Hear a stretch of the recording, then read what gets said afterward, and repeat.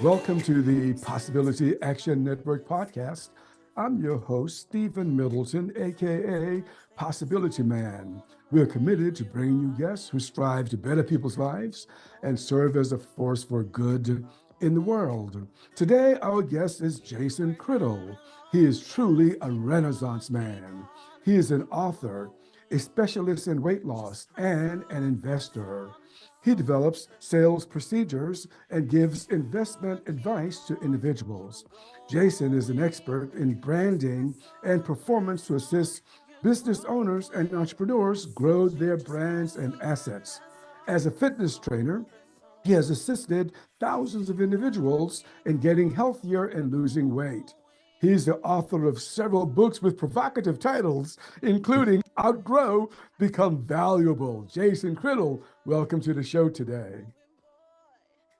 Stephen, I appreciate it, man. That is the coolest like introduction that I've ever had before, man. Like I'm blushing. I don't know if you can see that I'm blushing, but that was pretty cool.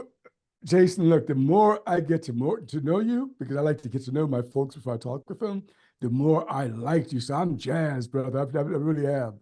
But first, a reminder to our listeners and our viewers, follow, like, and share this podcast wherever you find it. Your support matters. It really helps us attract guests like Jason Criddle. Hey, Jason, as I got to know you, three themes, broadly speaking, kept jumping out at me. And I want to kind of gauge our conversation around these themes. They are health, business, and spirituality. If I'm off my rocker, you tell me. But those are the themes that kept coming up for me. Are you okay with that? Yeah, I would if anything, if we're ranking them, then I'd put spirituality first Uh-huh. and then health and business. And they all kind of follow underneath that umbrella with God at the top. You know what I'm saying? Gotcha. Okay, I'm glad you said that. I'm going to use a different order though to for our listeners to get to know you. Look here. So I know what you're doing now. What was your career before what you're doing now? Um, before I do what I my career was being a lost, angry, overly aggressive, anxious, and depressed boy who did not have a father that, my father abandoned the family and he left the home.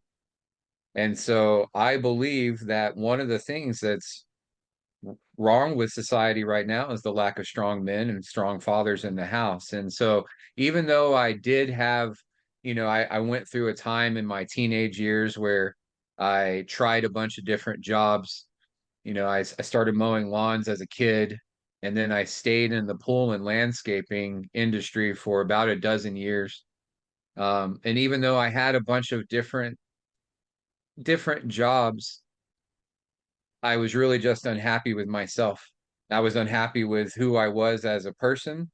And since I didn't have a father figure to guide me through life, then everything about my life was based upon the image of who I was. And I also think that that's how men are. Like we look at our accomplishments, we look at the way we spend our time. And so before I got on this path that I'm on now, I just was unhappy with myself.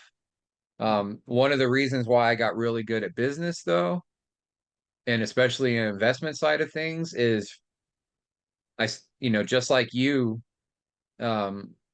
plowing up the farm. I started out working with my hands and mowing grass. I came from an age where you didn't just get an idea and write it on a napkin and then ask somebody to give you $1 million. You worked your butt off. If you wanted a customer, you went and you knocked on a door. You didn't wait for somebody to come and deliver something to you. We either worked hard or we didn't eat. And that's Yeah. the life that I grew up in, man. Okay. Look, I'm so happy that you were transparent about your early years. This is the Possibility Action Network, and we love to talk about possibility. How did you handle, Jason, your depression, feeling anxious, your insecurities during those early years? I handled them by acting out upon them. Hmm. And I think that I wrote this little thing this morning. I have a ministry that I work with on the weekends, and I like to write motivational quotes during the week to to inspire and then also to start conversations. And I was looking forward to our talk today because I know that this is going to resonate with you. I wrote, the angrier, louder, and more aggressively a man reacts to adversity or threats, the weaker is his mental state and his physical ability to defend himself. The less capable is his capacity for spiritual manifestation and growth, or obtaining and attracting the life and relationships he needs to thrive. Most men pull muscles while they're sitting in a chair, and they masquerade around as being tough while they live in a delusion of believing they can kick everyone's ass. When in reality, they would run out of breath if they got on the floor to do a single push up or drop dead of a heart attack if they tried to run to the end of the block. Mhm. The quieter and more logical a man responds to threats without aggression, the more confident he is in his ability to protect himself and his loved ones. The less he has to prove to a man of lower status than that of his own strength or character. Weak men have something to prove, while a valuable man has already proven it. Yeah. And so before I had my daughter was my catalyst for change. And I'm glad that I had a daughter first instead of a son first, because I've always believed that if I had a son first, I probably would have stayed that angry guy that was trying to have sex with any woman that would have sex with me, even though it was completely meaningless. Um, I think I would have made excuses and I probably never would have worked on myself in the manner that I did whenever I had my daughter, because the very first time I had my daughter, it was a light bulb moment for me that she was going to grow up and fall in love with the man that I was. Mm. And Hmm. so I often tell people that Emma gave birth to me. Yeah. And I always have to remind myself as well that I'm only a 14-year-old father. I'm not just a 40-year-old man. And so I've been growing along with her as well. That's fantastic. Well, you said a lot there. Let's go back to the angry man because I that really caught me because sometimes you can think, right, that, in defending yourself, you got to be angry and loud and aggressive to ward off attack. But the person who really gets hurt is the person who's expressing the anger. I wish I'd Right. met you years ago because that would have helped me a lot. Yeah. So let me ask you something else, Jason. You mentioned your father, and of course, you don't have to answer anything that I ask you. But how have you worked through forgiving him, and if so, how did you do that? I believe that well, first of all, one of the things that I understand now is Mhm. aggression is negative, but anger can be positive. Anger is an emotion that's a catalyst for creativity and change. And so if we get angry enough at something, then that's usually us wanting to change it. And we can utilize that anger to build ourselves rather than tearing down others. And Mhm. so one of the things that I talk about a lot, Stephen, is whenever we are kids, we idolize our parents. And then whenever we start growing into our teenage and our adult years, then we demonize our parents. Mm. And then it really isn't until our parents die that we humanize our parents and that we Mm. realize that they were probably doing everything that they could based off of the tools and the environment that they had around them. And you know, I walked away from business in 2018. I walked away from my software company. I sold off the majority stake of it, and my mom had a stroke. And she eventually died in 2021. But I walked away from business to concentrate on family, not just being with my mom or being closer to my mom, but whenever she had a stroke, it was an eye opener for me, that our time is limited. And then whenever she passed away, I was really sad. And then my dad, the last time I saw my dad, I was 12. Mm, Well, the last time I saw him, I was 17, but he abandoned our family when I was 12. And then I found him one time when I was 17, and then he abandoned me again. mm. And he passed away on September 1st of 2023. So just a few months ago. I'm And sorry for whenever your he loss. Yeah. passed away, even though I had not had a relationship with him since I was a kid, what I did do is I waited 27 years for him to call me and explain to me why he abandoned our family.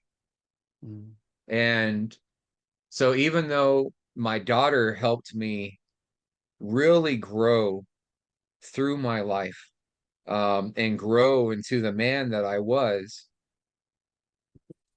I went on this podcast. Brother, I'm not even kidding, man. And that's the reason why I believe that God is so beautiful in orchestrating the things that happen in our lives that we will never understand because we're just not strong enough to. I went on a podcast on August 30th called uh it was a a podcast for empowering men, and it was the very first time that I really sat with another man and had a conversation about my anger and about the anger that I carried towards my father.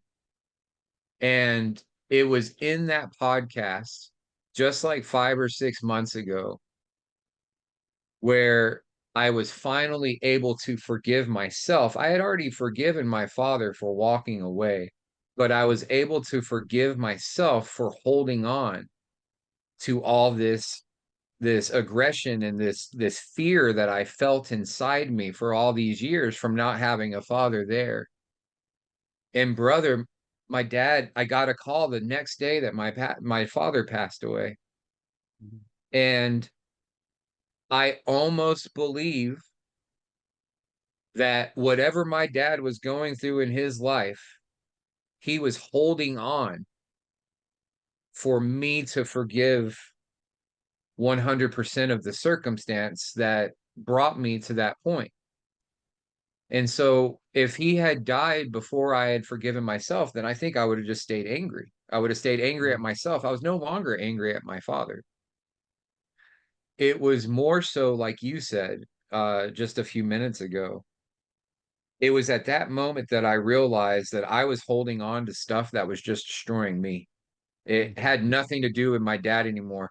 My dad, even though my dad did all these things to affect my life, I'm sure my dad had no idea that it was still affecting me 10, 20, 30 years later.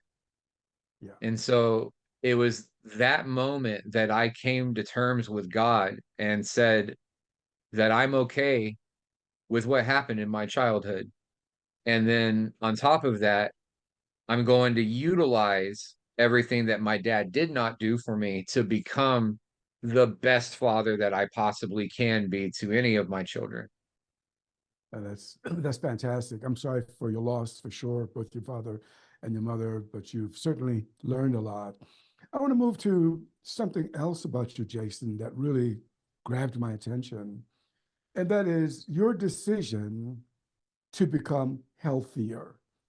You've already mentioned your daughter, but I want to make sure people get that because if I got this right, in terms of your weight and being unhealthy, at a high point you were approaching 400 pounds. And Yes. then you reverse all of that. So can you tell us about first that decision and how does a man who is at around 400 pounds, become healthier and fitter? Whenever my daughter started walking, that was a paradigm shift for me that she was watching me.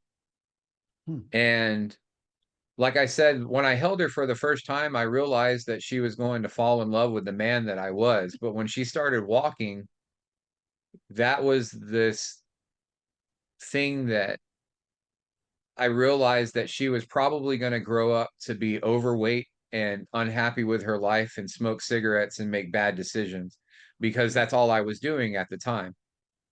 And once she started walking, well, when she was born, I went to the gym and I signed up for a couple of months before she was born. I went to the gym and I signed up for a personal training package. I was buying like 10 personal training sessions a month, and I wasn't ready for it yet. Um, and I kind of I shopped around for different trainers. I didn't have the chemistry that I felt that I needed, and I just didn't really do anything with the gym. But now when my daughter started walking, well, we passed those few months, we got well into her life.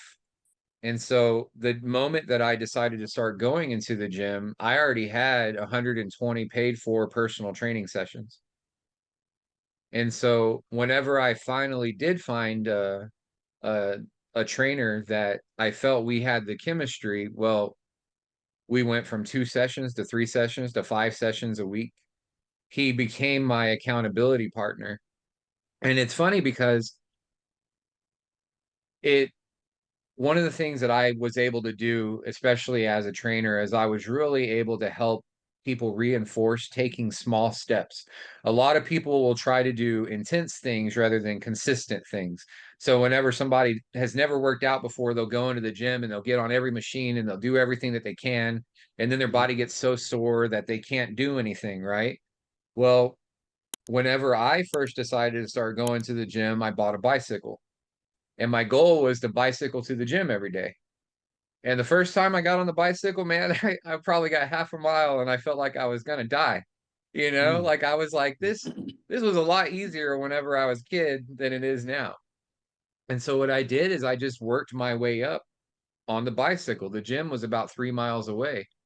It took me weeks to ever get to the gym.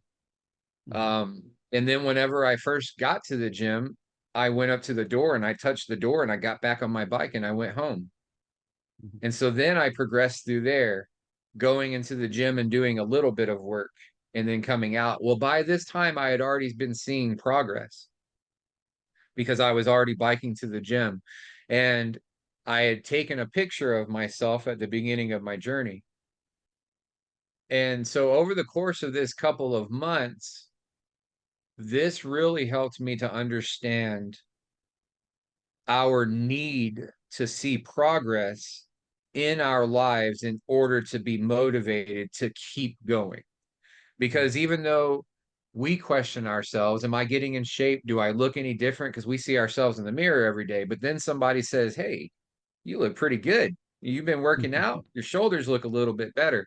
Well, I learned that whenever you take this picture and you take this picture and you compare them, well, not only can you compare how you look, you can also compare the decisions that you made in between that time.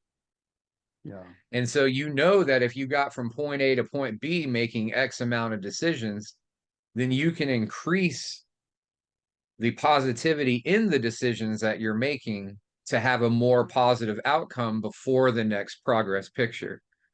So it really just came down to being willing to take small steps, being willing to get on a bicycle and feel like I was going to die, you know, Mhm. and then also coming to terms with the fact that up until that point in my life, the one of the reasons why I was so anxious about the future and so depressed about the past is because I had never challenged myself. And I also think that that's one of the big things that goes on in cyberbullying. Uh, People are disconnected from their physiology. People make problems in their head that don't exist, and then they act out on those problems that don't exist. And so they end up creating a negative environment in their reality, even though that negativity really only started in their head. Well, especially as a man, you need to be challenging yourself to be becoming better every day. And if you're completely out of touch with your body, well, that's the first place that you can challenge yourself. Mhm. Making the decision to get on the floor and do 10 push-ups, especially when you can only do it one push-up at a time, Mhm. and you make that promise to yourself to do it every day, that's what makes you a man. And if Mhm. you're not willing to follow through on those promises that you make to yourself, then eventually you're going to get some point in life where you're probably going to have psychosis Mhm. or borderline personality disorder all other things that can happen in the brain because you've cluttered it so full of unbroken promises that you made to yourself and you never followed through on, to the point to where you will actually live in that negative false environment that you created for yourself. Hmm. So the gym was important to you, and you did it. But I also found the word nutritionists associated with you. Tell me about that. And how did that figure in to your weight loss journey and your becoming healthier journey? When I first started trying to lose weight, I would go get on a treadmill and I would starve myself. And that never worked. And the reason why it doesn't work is because all calories that we burn on a daily basis are predicated upon the amount of muscle that we have on our body. And so if you don't have muscle, then you don't have a healthy body. And what people will do whenever they try to lose weight or get in shape is they follow what I call it they said science. People Hmm. say, "Oh, well they said this." Well, they said that. But there's no real basis of education for what they said. It's just something that they heard. It was not until I learned about protein and macronutrients that I really had a change, because I like to use the 2000 calorie a day diet as a preface for this explanation because we see it on every box that we look at. If somebody is eating 2000 calories a day, and the majority of Americans' diets are fat and carbs and almost little protein, little a little bit of vegetables, a little bit of fruit. Well, what'll happen is, let's say your body's burning 2000 calories a day.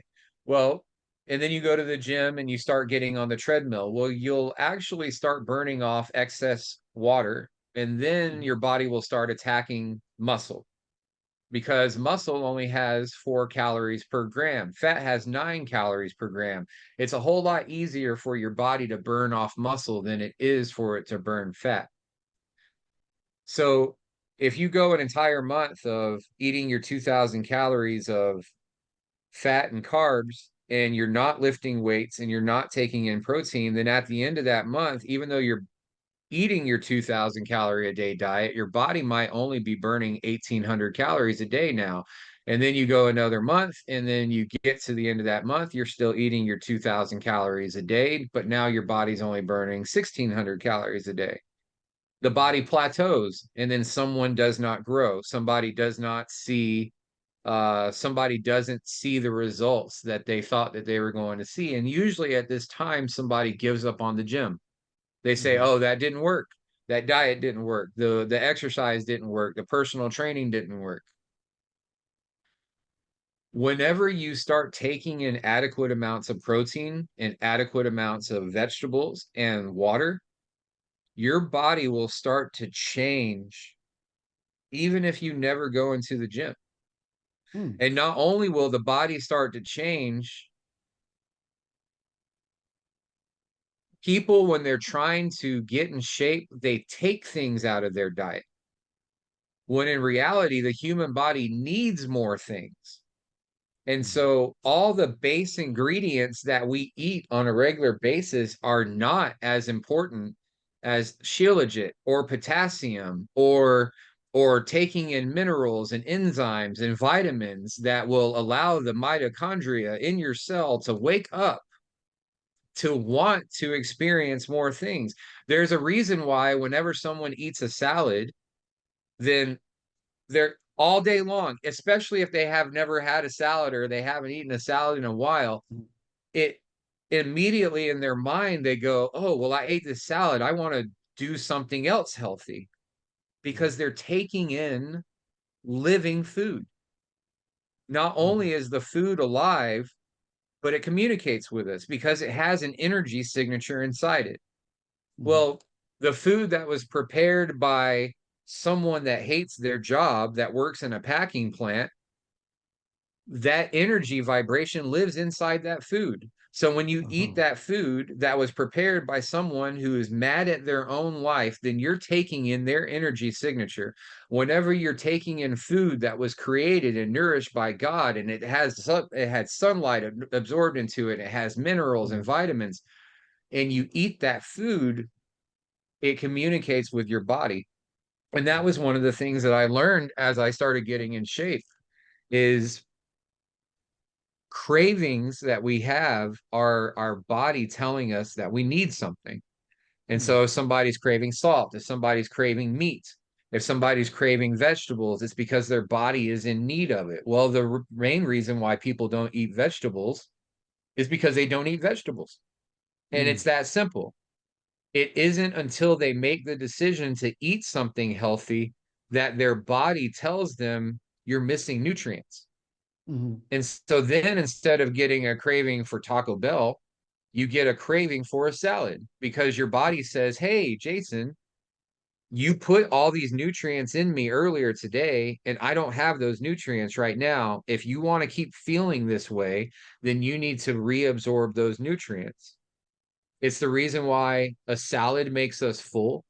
And it's the reason why we can eat an entire bag of potato chips because there's no nutrients absorbed in the potato chips. It's also the reason why when people hear a conversation like this, they feel spiritually full. mm, mm, Or they can sit down and they can binge watch a streaming show all day because there's no nutrients inside that show. But when they hear this, they can literally turn the TV off for the rest of the day and they can reflect on the nutrients that absorbed from this conversation. mhm. And the good news is, I mean, not only are you saying, using words, that it's possible to become healthier, you've demonstrated this in your own body, in your own life. That's amazing.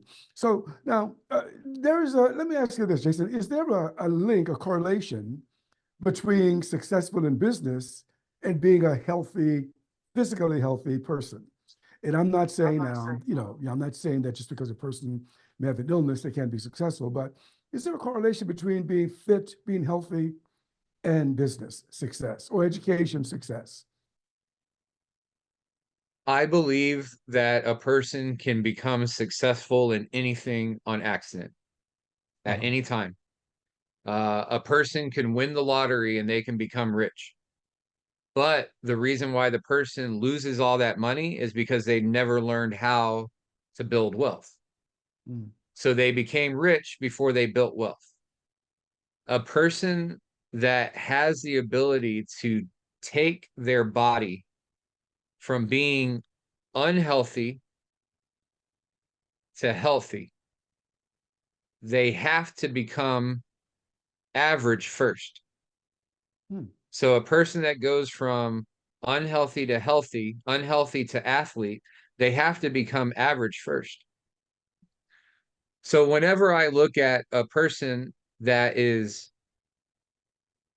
and I can even use myself as an example because I don't want anybody to feel offended. If I look at the person that started Smarter, that only built Smarter, my company, up to a certain level, and I compare that person to the man that runs the $100 million company today that mm, has the multiple billion-dollar acquisition in the top of his mind, I know that that person that I used to be could have never gotten here mhm, because those are two completely different people. mhm, Even last night, I was sitting in the chair and yesterday I had a full day. We're in the middle of a hiring spree. Bringing on new associates. I just made a partnership with Porsche. I'm buying vehicles for my top sales leaders. And yesterday I had 26 phone calls. I have not had 26 phone calls in a day in a long time. And yesterday, when I finally got the chance to relax, I sat down in the chair. And as soon as I sat down, my daughter said, Dad, are we making burgers tonight? And then I mhm, went like this. I said, Baby, I'm so tired. I don't feel like cooking anything. And then I got up and I went in the kitchen and I cooked mm, because I always say the first response is the conditioned response. And then the second response is the real you. So you see somebody walking down the street and they're over shape, or they're out of shape. And then the first thing that somebody might think is, oh, well, look at that out of shape person. They're wasting their time. But then they go, You know what? Good for them. Mm. So when my daughter asked me, Dad, are you still making burgers tonight? The first response was that old guy that would have sat in that chair and Mhm. decided to watch TV. But before I could even finish the sentence, the guy that's working towards the $1 billion acquisition, he took over and he Mhm. started walking into the kitchen to start making food for his family because I'm a retired chef. I cook all the meals. And one of the reasons why my food is so good is because I love my family and I love cooking. And so That's I great. put my own energy signature into the food that we eat. Uh-huh. Whenever I don't cook, there's a completely different energy inside the house. And so, absolutely, there is a correlation between health, which could be healthy in mind, not necessarily going to the gym and doing a bodybuilding regimen. Mhm. But in order for you to be healthy in mind, you cannot be healthy in mind unless you're healthy in body. Regardless of how happy we think we are, if we're disconnected from our physiology, if we don't have any real basis for a real challenge besides the made up stuff that we make in our head, then no, we can't be successful. And one of the reasons why I like working out with athletes or coaches, Mhm. or sorry, not working out, but working with, I enjoy working with athletes, coaches, anybody that's in physically good shape. I enjoy working with them because they are usually willing to follow through Mhm. on reaching a goal more so than a person who is not in shape or not healthy. I Mhm. have found that the physical characteristics of our body will limit the spiritual, mental, and emotional growth that we could go through on reaching any goal. So, Yeah. yes, it's Yeah. absolutely correlated. Okay, fantastic. All right, so this is good news for anyone listening or watching. It's possible to become healthier. If weight loss is a part of that for you, it's possible. Okay, but Jason, I gotta talk to you about something else that's coming through very strong with you, and that is, and you don't shy away from it. It's possible to create multiple streams of income. Some people are wondering, well, I'm just trying to create one stream. Where did you start on your journey to becoming not only healthier physically, but financially fit? Where did you start? When I was a kid, I mowed lawns. I started at 10, and then by the time I was 12, I had two adults working for me, and I was making more money than my mom. Wow. And I had two adults working for me because I didn't have a driver's license and we needed to drive our lawn equipment around. And so at a very early age, I realized that my success did not come from my hard work as much as it came from me paying other people. And so throughout my entire life, while most people are always out trying to make a paycheck, I was always out trying to pay other people. That's too powerful to move quickly, Jason. I got to ask you now. That's amazing. For a kid to actually see that is just amazing to me. Where do you think that idea came from? That one is good, you working and mowing the lawn and getting $1, but to have some other people mowing other lawns, getting $2 and you share. Where did that come from for you? If you back up just a few years earlier, when I was Mm, 9, I believe that's when I really developed my consciousness. mm, By the time I was 9, I realized that my parents were stupid and they made bad decisions. And they were always fighting each other. They were both abusive. Every single person that I knew, every kid that I knew, their parents were alcoholics. They watched TV and they were going through divorces. But every one of them only fought about the things they couldn't achieve. mm. And then on top of them only fighting about things that they couldn't achieve, they never did anything to achieve them. And so they would complain that they weren't making enough money, but they would never do anything to try and make more money. And so my dad was working and my mom stayed at home. And so even though they always fought about not having income, well, at one point my mom started working. And whenever my mom started working, well, we went from living in a car to buying a house. So I realized that them two working together to produce income and bring more money into the family, it helped. It helped them grow. And so you fast forward, throughout my teenage years, I kept mowing lawns. And then by the time I turned like 17 or 18, I started cleaning swimming pools. Even though my time eventually became limited, there was a time when I had to buy another truck and I had to hire somebody else, which goes into the spiritual aspect of it because I did something on faith, which was very profound.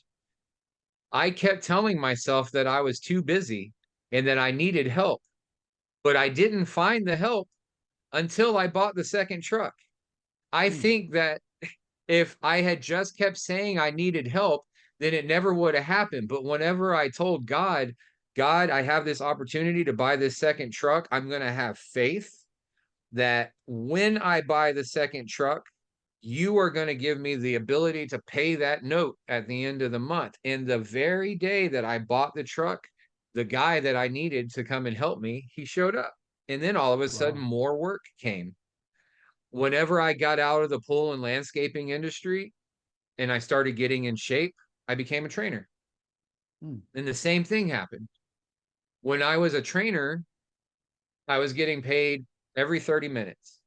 And then there were gaps in my schedule where I didn't get paid, but I was always at the gym. And so I would have 30 minutes here where I was busy, and then an hour would go by where not, and then I would have this time. And so before you know it, I'm in the gym all the time. I'm only getting paid part of the time, and I'm tired. And so I decided to start, instead of holding back on my knowledge as a personal trainer, I decided to start teaching everybody everything that I knew. Instead of trying to hold on to that revenue for a year, I started telling people by the time we get through 90 days, you're going to know enough to be a trainer. And the only way that I was able to do that is I stopped showing up at the gym all day. And then I started telling my clients, I'm going to be at the studio from 6 p.m. to 8 p.m. And then all my clients came to the gym at once. I was making the same amount of money, but everybody was showing up in 2 hours. And so then I had the rest of my day in order to do more stuff, in order to fill it with more activity. And so somewhere along the way in my fitness journey, somebody said, Jason, write a book. And Mm. so I wrote a book What was and the I put title of that the book. first book? What was the title of your first book? Your first The book. first book was Trainer to Trillionaire. That's it. Okay. Got it. Yeah. Uh-huh. So Yeah. I said that I was going to create the world's first $1 trillion company, and I was going to do it by giving all the money back to the people that helped me build it. And so I created that first book and I put that book online. And then that book started making sales no matter where I was throughout the day. And of course, as an author, I don't even call myself an author now. I have 19 books out on the market. I haven't written Whoa. one in years. I haven't Uh-huh. written one in years, but I don't identify as an author. But whenever I came out with that first book, I told everybody I was an author and I wanted everybody to read my book because to me, my book was the best book. My book is better than everybody else's. And so whenever I would go to publishing companies and I would say, hey, can you help me publish my book? Or I would ask bookstores to help me put my book on the shelf, nobody cared because I'm sitting here talking about how amazing my book is. Nobody cared about my book. Mm. And so then I helped somebody else write a book because I had the knowledge of writing a book. And then I helped somebody else write a book. And so then my very first scalable company was a publishing company. Is that And right? I Wow. discovered that every single time I helped somebody put a book out on the market, then I made money regardless of what I was doing with the rest of my day. And that's when I really realized that a book is an asset. And so I built up a publishing company that helped publish over 100 books. I don't do publishing anymore, really. I'll still help people put out their books, but my first scalable company was a publishing company. Wow. That's awesome. That's awesome. So how do you, because you also say that you can help other people, achieve financial fitness. How do you do that? How do you help support other people in achieving their goals in finances?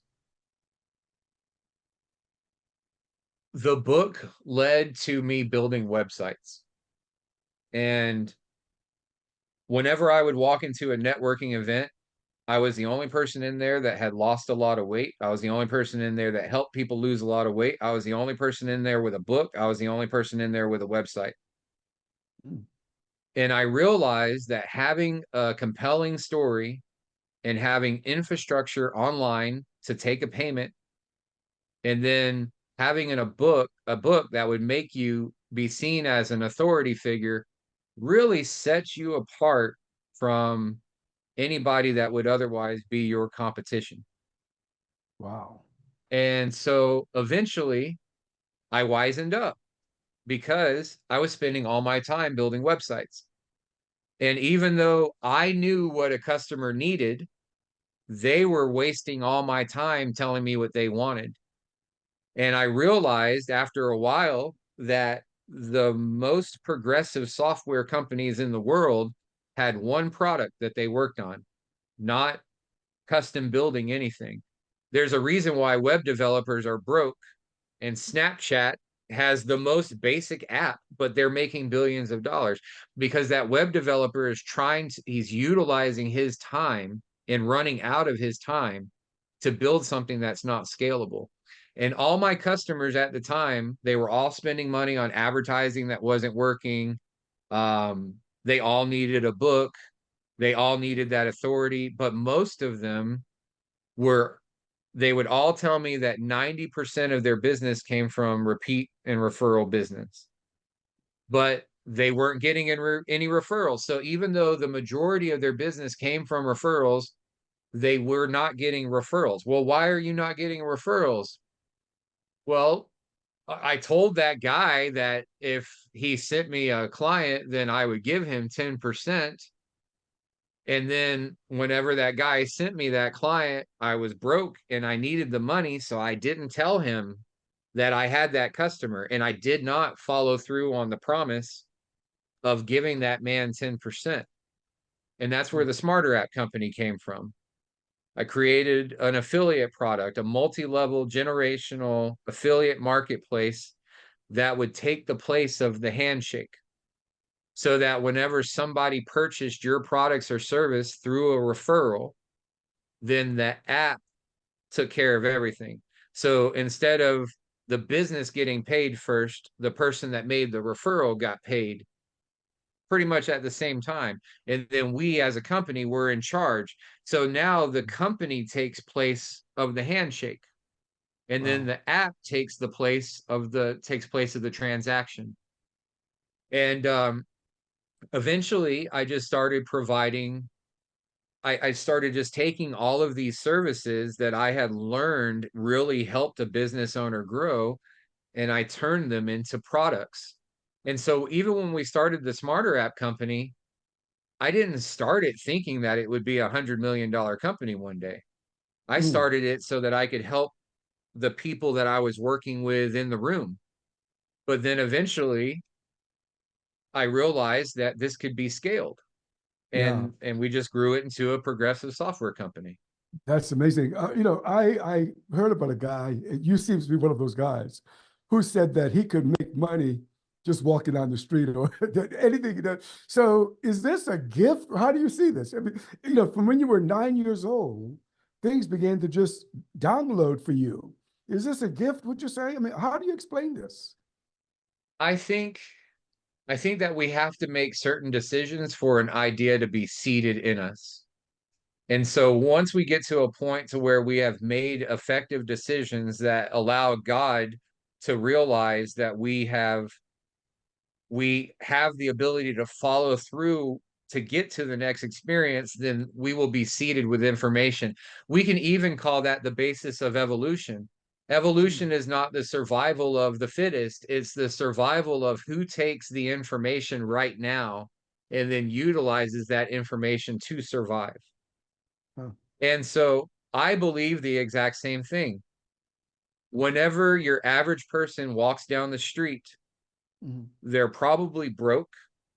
They might have anxiety or depression. They uh, are probably unhappy with themselves. They're probably out of shape. These are generalizations of our population. And then at the same time, they're stuck in survival mode and they can only think about today because they don't have enough money or resources to think about tomorrow or to think about their dreams. Well, I don't clock in or out. When I wake up in the morning, I'm Jason Criddle. And when I go to bed at night, I'm Jason Criddle. And I spend my time loving my family, getting in shape, staying in shape, helping people build businesses. But all I have to do is communicate. Usually, when I walk into a room, not only do I know that I'm more than likely in better shape than anybody in there, I also know that I carry within me opportunities for that person to make money. I make money as a byproduct, so I don't have to sell anything. Mhm. People buy things from me, especially when they find out who I am. So if I walk into a room, when people hear me talk, when people find out who I am, then all of a sudden, even if I'm in a room with 1,000 people, I'm the one person in that room that can make somebody more money. I can help them become better in their relationships as a mother, a father, a husband, a wife. I can help them get in shape. I can help them do just about anything that they would otherwise be struggling with. And I Mhm. know this about myself. And I know it so much that I carry an energy signature with me that make other people realize who I am. So when somebody says, "Hey, how are you?" I don't respond with, "Fine, how are you?" If somebody says, "Hey, how are you?" they're going to find out. And then once I start talking, my conversation with them gets so deep so fast that they've never experienced a conversation like it. So they have to start talking to me about the things that are troubling them. They have to start talking to me about being broke or being out of shape. And since Mhm. I'm in a room with 1,000 people, and since I talk louder and with more confidence and more charismatically than anybody else in the room, everybody in the room starts to listen. Uh-huh. Well, sounds like you know what you know for sure. But look here, there's another thing, a couple of other things we got to get to. But I got to ask you this because, I mean, just as I said, I get to know my people before I talk to them. With all that you do, I'm wondering, when does he find the time? So time management, how do you manage all of this stuff, plus your family, your little girl, your son, your wife? Come on, whoa. uh Discipline gives you time. Uh-huh. And so when somebody hears that I wake up at 3 o'clock in the morning so I can go to the gym, all they think about is, well, I would never have the time to wake up at 3 o'clock in the morning and go to the gym. But the reason why I have my time with my family is because I wake up in the morning at 3 o'clock and go to the gym. And so I follow a sleep pattern that's been affecting me for a long time. I wake up at 3, I'm done with the gym by 5 or 6. I come back home and I lay down for an hour or two and I take a nap. Then I get up at 9 and I start my day. From 9 till about 1 or 2, my time is mine and I'm spending time with my family. I'm homeschooling my daughter. I'm playing with my son. And then my schedule opens up around 1 o'clock from about 4 o'clock. And that's when I usually do calls or I do PR. I also pick that time because my son is taking a nap. Mhm. And so whenever my son wakes up, usually around 4 or 5 o'clock, I start getting tired again and I'll lay down for about 30 minutes to 60 minutes and I'll rest a little bit. And I wake back up and then I spend the rest of my time with my family until I go to bed around 9 or 10. And so the main reason why I have all this time is because I'm disciplined enough to manage my time effectively. And then everything that I do is scalable. So if you and me were on this call right now, well, this is this is fun. I like to ask people, how much money do you make when you're not working? Uh-huh. I don't know how much money I've made since we've been on this call, but I know that I have made money because I have multiple companies out there that are making income. And then everything that they're buying is scalable and it doesn't Mhm. require my time. in order to get that thing. And so that even leads back into the question you asked earlier. How does somebody develop multiple streams of income? You need to make sure that when your customer comes to you, when your customer makes a purchase, whenever that product or service is delivered to that customer, that you are not involved at all. Mm. So that means you need to have infrastructure in place to take a payment. You need to have education in place to allow someone to make an educated decision without you needing to be involved. And then the product or service needs to be delivered without your input.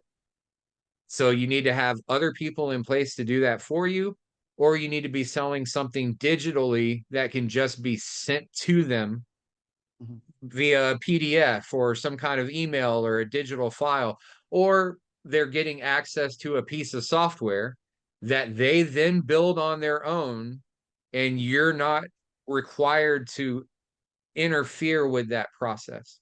Yeah, yeah. So how did you gain experience in software? I mean, that's a whole nother ball of wax. How did you get into that and gain experience? And When I was a kid, my dad worked for a company that built computers for banks. A lot of people don't mm, know that the internet was built for processing bank transactions. mhm. And it was actually called BankNet whenever it first started. And my dad worked for a company called Bank Tech. And they built check sorters, databases, just anything that a bank would need in order to process transactions and communicate with other banks. And so from the time I was a little kid, uh, I was always playing around with DOS, and then I was always building my own computers. My dad would always have parts at home, and we would build our own computer systems. And I always tell people that learning to code and learning how to build a computer helped me learn how to think, Wow. because you would literally have something that was just an empty board, and you Uh, knew what you wanted to build, but you had to put together the pieces in order to make that thing work. Whenever I became older and I built that first website, it wasn't it wasn't necessarily me building it. I had a developer that helped me build it. mhm. And then I asked that developer, I was like, hey, I have a guy that says he wants a website like mine. Can you build a website like mine? And then he said, yeah. And then I had 10 more customers, and I would go back to my developer and I'd say, hey, can you build websites like me? Eventually, I asked my web developers, I'm like, hey, I have customers that need a referral system. Can we build this app? And Mm. so I don't code now. I know enough about code to where I can work us through bugs. I know enough about code to where I can do testing, but I'm just that little 10-year-old boy that realized that if I want to be successful, I need to be paying these guys to do what they're good at. And Mhm. so I don't try to build software. I pay people to Yeah, build software. gotcha. And look, I know faith comes up. If faith is big for you, you started the podcast talking about faith. So I want to go into, I'm going to call it spirituality here. You said something, I found it. You said, a lot of people are stuck in a false reality of despair. If I got that right, Jason, what do you mean by that? Stuck in a false reality of despair. What we were talking about earlier and a couple of times through this call, um, the human mind needs problems to solve. And it's part of our evolutionary makeup, because we used to fight off lions and tigers and bears to stay alive. But now there's no lions and tigers and bears. As a matter of fact, when we wake up, we live in an environment where just about all of our needs are taken care of. We have companies, we have products. Everything that we need is there for us to survive. But the innate desire for the body to think its way through survival, it still exists. It's still there. And so whenever we wake up and we don't have problems to solve, then our mind creates problems. It Mm. it goes, hey, what do you think my spouse was dreaming about? And what do you think that dream was? I'm going to get angry at my spouse for having a dream that might not even exist. And then on top of that, they acted out on things that haven't existed yet. That's called fear. Mm, And so we all live in a perpetual state of fear in one way or another because we're looking for something to go wrong. mhm. And then when we cannot fix what is not going wrong, then we're in despair. Yeah. Yeah. We have no hope for the future because we don't know what we cannot solve.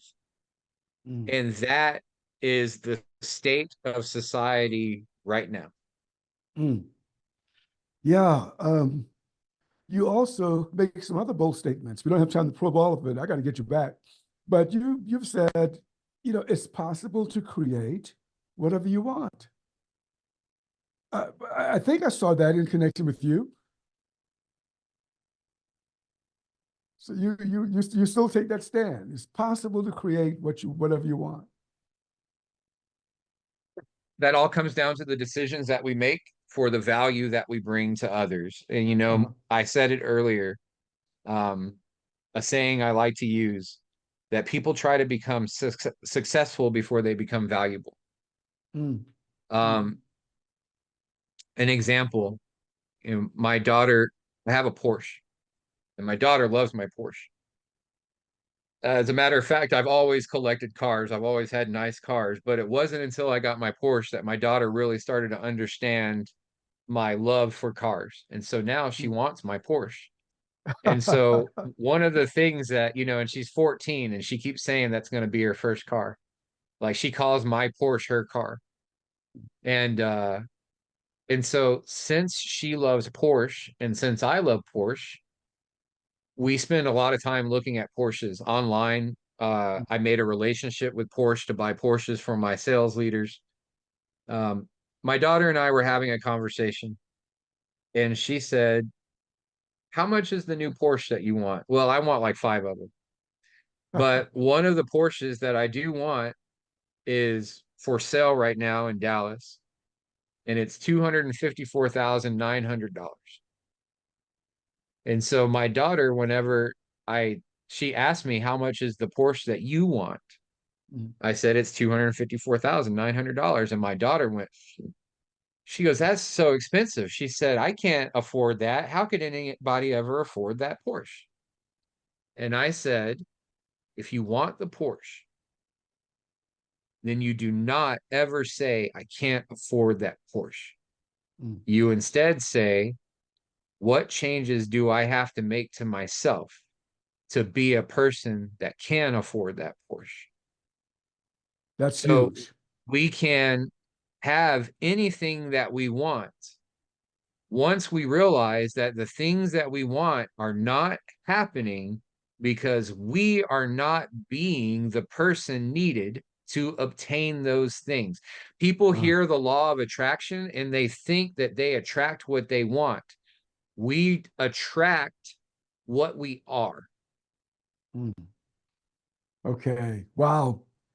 There's so much more there, but I'm not going to go deeper into that. There's one more area though that I just want to throw out at you because I looked at your books. In fact, I bought Trainer to Trillionaire. So I want to see what Jason is up to. So I said I want to buy his books. I did. And look here, I stopped counting at 7, but you said you wrote 19. So look, that's just amazing. I just want to throw a couple of titles at you, Jason. And if you recall, I know you wrote these way back, some not way back, some as early as 2014 and the like. So, but I just wanted to just give us a glimpse of what did you try to show in this book? Are you up to that? I'll just give you the title and then tell us Yeah. what you tried to Yeah, show go in the for it. book. Okay, this one, I love the title, Outgrow, Become Valuable. And there's some other words associated with it. What do you try to show in Outgrow, Become Valuable? So Outgrow was a marketing ploy. It was a rewrite of Trainer to Trillionaire because I realized, and now there's a lot more tidbits in there, I often tell people I became an author before I became a writer. Uh, Even though I've always been really good at communicating, it wasn't until I found my voice that I really started to put good books out. But whenever I put out Trainer to Trillionaire, everybody thought it was a book about personal training, but it was really supposed to be a book about my life and my growth through my life. And so I rewrote it. I made it more for everybody rather than Mm, just talking a lot about my personal training. And then I put in there that we need to constantly be in a state of outdoing ourselves. And mm, so whenever I was coaching, I had a whiteboard on the wall. And every single time my clients would come in, I would write down the workout and the what we were working on that day. This is the main workout. These are some of the this is some of the structure that we're going to go through this workout. And then every single person, they went to that board and they looked at it. That way, whenever they came into the gym, they knew what we were going to be doing that day. On the top of the board, written in permanent marker on accident, by the way, because I didn't know I was using a permanent marker instead of a dry erase. I wrote better than yesterday. mm, And so better than yesterday became a philosophy for how we worked out. You're not trying to be better than anybody else in here. Your goal is to be better than you were yesterday. And mhm, so I took that, and that's my philosophy for life. All I'm trying to accomplish today is outdoing, outgrowing, outlasting, outliving the person that I was yesterday. And then on top of that, there are also things that I had to get over. I was addicted to marijuana at one point. I was never an alcoholic, but I did enjoy alcohol to a certain extent at a certain point in my life, but I don't take in any substances. And so there's a lot of things like watching TV or sitting down and relaxing or whatever it is. And so when I wake up in the morning, I literally tell myself, these are all the things that I want to do today. And then all those things that I know are going to hold me back from being better, I tell myself, and then all those things, I'll I'll consider doing those things tomorrow. But mm. today I have to concentrate on being better today. And then all that negative stuff, I'll consider doing that tomorrow. Well, what happens tomorrow when I wake up?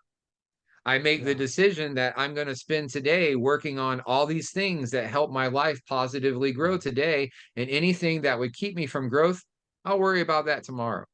And yeah, I've just been doing that for years. yeah. That's great. And I tell you, I hear you, I feel you. There's something spiritual there. A lot of individuals don't have that kind of insight. That's amazing. Two more books, I'll let you go. How about that? Two more books? I'll just Sure. pick up the ones that the titles just kind of grab me. Breaking the laws of attraction, changing vocabulary, changes circumstances. What do you want us to get from that? I said, boy, that's a juicy title. Yes. Yeah. Our life is a reflection of the conversations that we have on a regular basis and who we have them with. Mm, So if you work at a regular job and your entire basis of conversation is, hey, how are you? Here's your change. And then you get off work. And then when you get off work, you sit down and you watch TV. Well, you're not having any conversations that would allow you to grow. So if you want to build a future for yourself, in the beginning was the Word, and the yeah. Word was God. And so we have to physically voice, whether it's in our head, in our hearts, or through our mouths, we have to physically tell the universe what it is that we want. And then we have to repeat it on a regular basis. So whenever someone says, oh, I want to listen to affirmations, or I stand in the mirror and I say, I'm good enough, I'm rich, I'm rich, I'm rich, I'm rich. I guess the affirmations can help you believe a certain thing about yourself to a certain extent, but nobody will ever become rich by standing in the mirror and saying, I'm rich. $1 million cannot appear on your kitchen table unless you are building a business that has the infrastructure that would allow that $1 million to appear. In order for that to happen, you're going to have to start talking about it. You're going to have to find people that can help you do it. You're going to have to talk to those people about your goals. So if your conversations are about the weather and what was on TV last night, you're not going to get as far as a person like me that wakes up determined to have conversations like this all day. And if I'm not having a conversation like this, then I don't even open my mouth because it's not interesting to me. So Okay. the first step to change is to start having conversations about it and to surround yourself with people that you can have those conversations with. Gotcha. Okay, this is the last one. There's so much more I want to talk to you about, but this is the last title. I love this title. I've never seen a title. I said, whoa, where did he get this title? Here it is, Jason. Everybody poops in their pants at least once in a lifetime.